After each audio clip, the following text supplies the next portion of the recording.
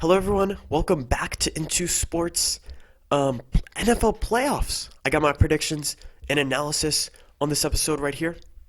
So let's waste no time. Jump into the first game. Number 4, Texans against the number 5 seed, the Bills. This game in Houston, of course. We got some injuries to cover before we get into it.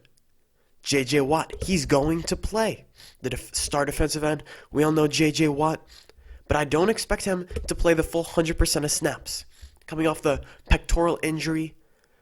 But even without 100% snaps, he's going to help on third down when you have to blitz Josh Allen. And also in the run game, really good run defender against Devin Singletary in this Bills rushing attack. The other injury of note is Will Fuller, Texans wide receiver. He's a big play threat. He is likely out. That would be my estimation. And even if he does play, he's going to get re-injured because that's what happens every time he is able to play. You hate to see it, but Will Fuller, I don't expect him to play. And if he does, I don't expect him to play much. Now, why that's notable, Deshaun Watson, 1.5 yards per attempt less when Will Fuller is off the field. That is a huge amount. The deep play's not there. And this is a Houston offense with Deshaun Watson that relies on their big play, quick strike, deep passing game ability. Deshaun Watson gets back there, scrambles around, and makes flag football throws down the field. It's really special what he does. Now, with Watson, it's some inconsistency. That's what I see out of him. But when he's on, when the deep play's there, when Fuller's active, it's something truly special. Now, I mentioned Watson because I say in the playoffs, first of all, this is a coach quarterback league. It's a passing league, coach quarterback. So I'm going to pick the team with a better coach quarterback combination. Because I think Bill O'Brien, Sean McDermott, that's comparable. I give a slight advantage Bills with Sean McDermott. But in the quarterback, it's no contest. Strong advantage for Deshaun Watson over Josh Allen. And also, a note for Josh Allen. This is his first career playoff start. The last 17 times, first-time playoff starter at the quarterback position played, they're 5-12 straight up. That's not a good record to be a first-time quarterback playing in your first playoff game. Now, my key matchup here has to be Tre'Davious White against DeAndre Hopkins. Tre'Davious White, one of the best corners in the league, definitely top 5. Also, DeAndre Hopkins, top 5 wide receiver. And especially with Will Fuller, as I said, likely not playing or not playing a lot, it's going to be more the load on DeAndre Hopkins. And he's going to get a Tre'Davious White shadow all over the field. So I look for his production to be a little bit more limited with White playing so well this season. So a little bit more on Kenny Stills, Kiki Kuti in the underneath game, and even some Duke Johnson out of the backfield. Houston, they're going to have to run the ball also a little bit more with Carlos Hyde. Establish the run, assuming their big-time playmaker take the top of the defense, Fuller, and Hopkins with the shadow of Tre'Davious White. All that being said, Houston, they're at home. I think they're the better team. I'm going to take them to win the game 23-20. So I like Houston 23-20. Next game. This would be the later game on Saturday. Patriots, Titans, 3-6. New England, 12-4. Missed out on a bye because the quote-unquote greatest quarterback of all time couldn't beat Ryan Fitzpatrick at home in a must-win. I think we might have to start reassessing who's the greatest of all time. Anyway, this game reminds me of the game last year. Patriots, Chargers. Chargers were like 4-point underdogs. Same here with the Titans around there. And New England just played them off the field. It was over before it started. But the Titans, they're coming in hot, just like the Chargers last year. Titans 5-2 in the last 7 games. And let me read you the Tannehill quarterback rating in the last 4 games. 80 with 50, so a 50 quarterback rating is about average. It's a percentage based, so 0 means that you're the worst quarterback to play ever, and 100 means that you are absolutely flawless. So 50 average. 86, 55, 68, 92. Those are extremely, extremely high quarterback ratings. And also, Tannehill has the 4th highest passer rating of all time in a single season. He's played absolutely lights out. The yards per attempt, the yards per completion, all there for Tannehill. But his number 1 receiver, A.J. Brown is going to be shadowed by another top corner in the league, the top corner, in my opinion, Stephon Gilmore. But it is of note, why did the Patriots lose last week? Well, Stephon Gilmore could not cover Devontae Parker. And Devontae Parker is a physical, contested catch kind of receiver. And A.J. Brown's very similar. So, I look at that and I say, is this Gilmore's weakness? This style of, bigger, stronger, physical receiver, is that what's going to be the weakness and the downfall of Stephon Gilmore, who gave up about 137 last week to Parker?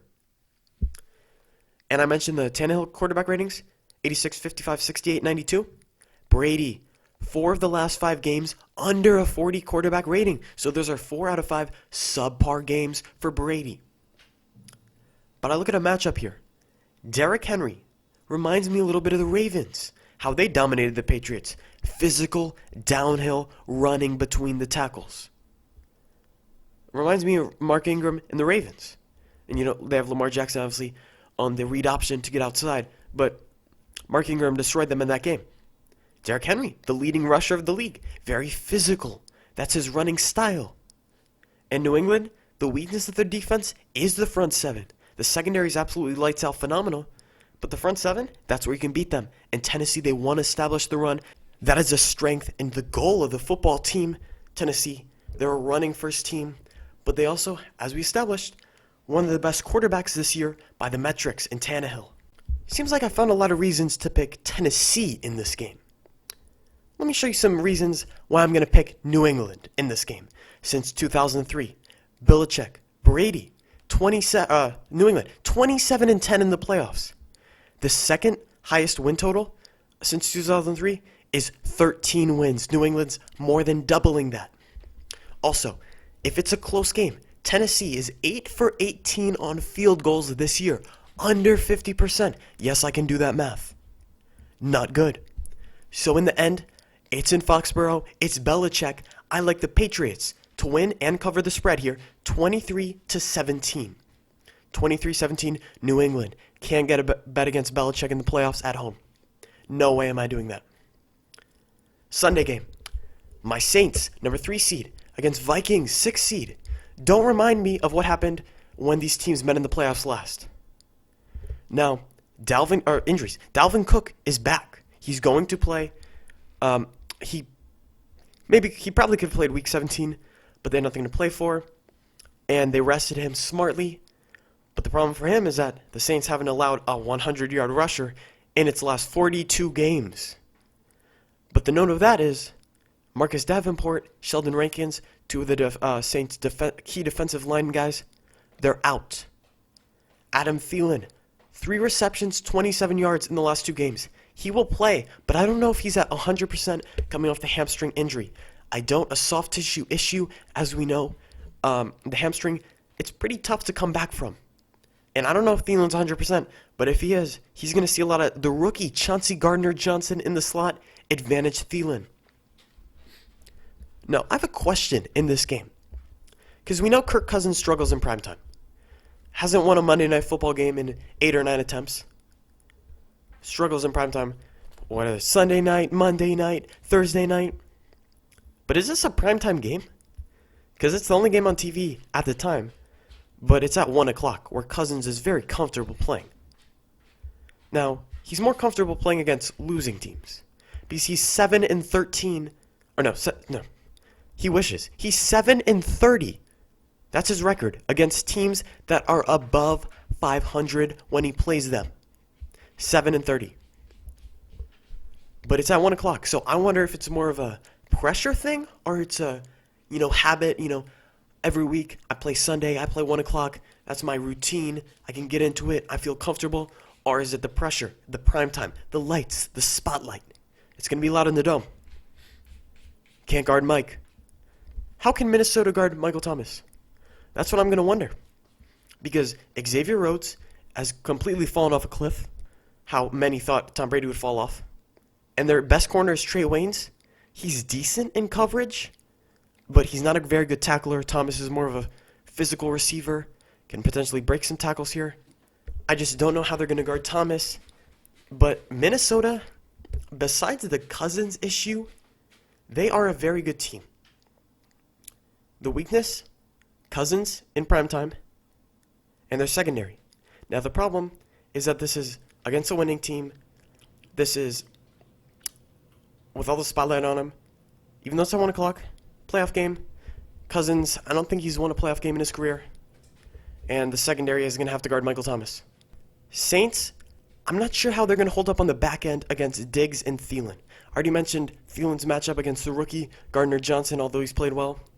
Now I expect Marshawn Lattimore, Saints' number one corner, to shadow Stephon Diggs when he's on the outside. But what did the Saints struggle with on defense? Speed over the top. We saw with San Francisco. Emmanuel Sanders running wide open down the field. And Saints, for New Orleans, both of their safeties are a little bit banged up. They will most likely play, but banged up. So potentially we could see a deep play to Diggs or Thielen.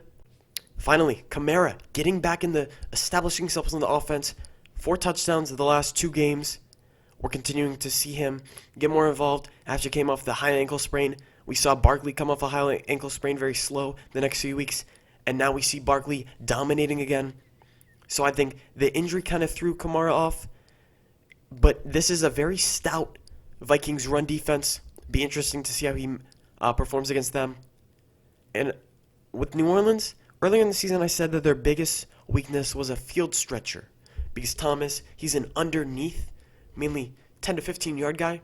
Although he can, run deep. But that's just not exactly what the Saints want to do. They're more of a quick passing game, get it out quick, 2.3 seconds, time to release. But Jared Cook has been a great field stretcher for them. Big plays down the field, touchdowns, seam routes. He's going to need to have a solid game, I think, for New Orleans if they want to get out to a lead. They are 8-point favorites. They are expected to build a lead in this game. I think they will take this game 27-20. 27-20 is my score. I think the Vikings hang around, and we could, see another game where the Saints lose it in the final minute or two. Like we saw, whether it's a blown call or a missed tackle. I wouldn't be shocked if we saw that either. Final game. Let's go to Philadelphia to see the Seahawks take on the Eagles. I love the quarterback-coach matchup in here. Doug Peterson, Carson Wentz versus Pete Carroll, a.k.a. Peach Cobbler, and Russell Wilson. Now, both teams have won a lot of close games this season. That's how their records are as good as they are. Seattle, more so reliant in the close games. Their point differential, despite being 12-4, is only +7. On the season, they've outscored their opponents by 7 points total. Philadelphia is at +31. Quite a bit better, which is a little bit surprising. Now, Seattle, 7-1 on the road. This game is in Philadelphia. They're on the road. Surprising to see, considering how good their home field advantage is. And one of the games they won was in Week 12, 17-9 against this Eagles team. In that game, Philadelphia had a lot of injuries. Guess what they have in this game? A lot of injuries. They're going to be without their number 1 back, their number 1 receiver, their number 2 wide receiver, their number 1 tight end, their best offensive lineman, and their wide receiver 3 and running back 2 are questionable. I can't pick them after reading that injury report. No Deshaun Jackson, no Alshon Jeffrey. I don't expect one of the running backs to play, whether it's Howard or Sanders. Ertz, I don't expect him to play at all. So it may very well fall on the shoulders of Boston Scott, Greg Ward, and Dallas Goedert as the skill position players for Philadelphia. Plus you lose Brandon Brooks, your best offensive lineman. That's why I'm going to have to err with Seattle in this game. This is really more of an injury play, although I know Seattle has dealt with injuries of their own. Minus Rashad Penny, minus Chris Carson, they're going to have to rely on Travis Homer and Marshawn Lynch. We'll see if Turbin plays. He didn't really play in the Sunday night game. Let's talk about Seattle. They couldn't get a yard to get a bye. They couldn't get the 3 seed. You know who would have got a bye if they would have been able to get 1 yard when they were at the 1 yard line to win the game? The Saints. But once again, we see the Saints getting unlucky. This is Wentz's first playoff game, and I read that stat earlier. 5-12. First time playoff starters in the last 17 games.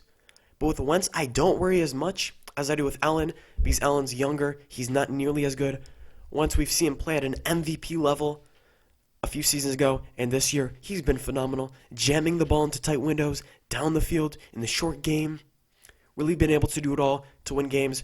Although Philadelphia, they have to win by scoring about 20 points. Seattle can get in a shootout, Seattle can play defensive game, and that's why I like their I call it winning versatility. Can you win in 50 different ways, or can you only win if the game's 13-9?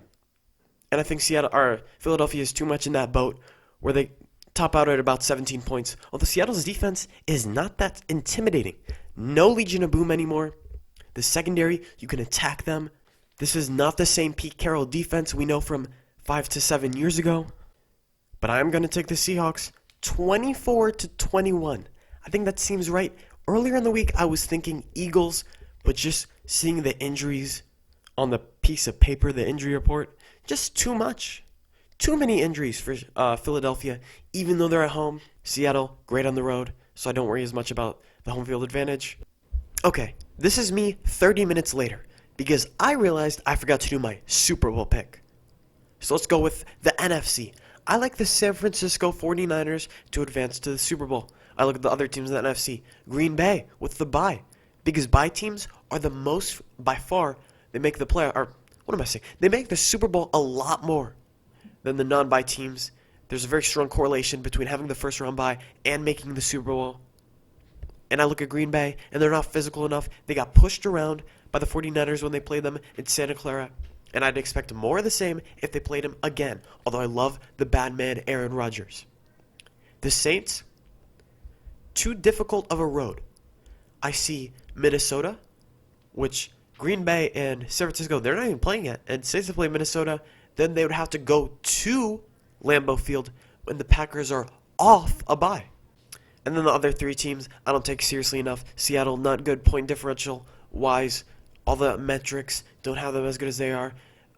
Losing the two running backs, I think that actually does make a difference, because I say running backs don't matter.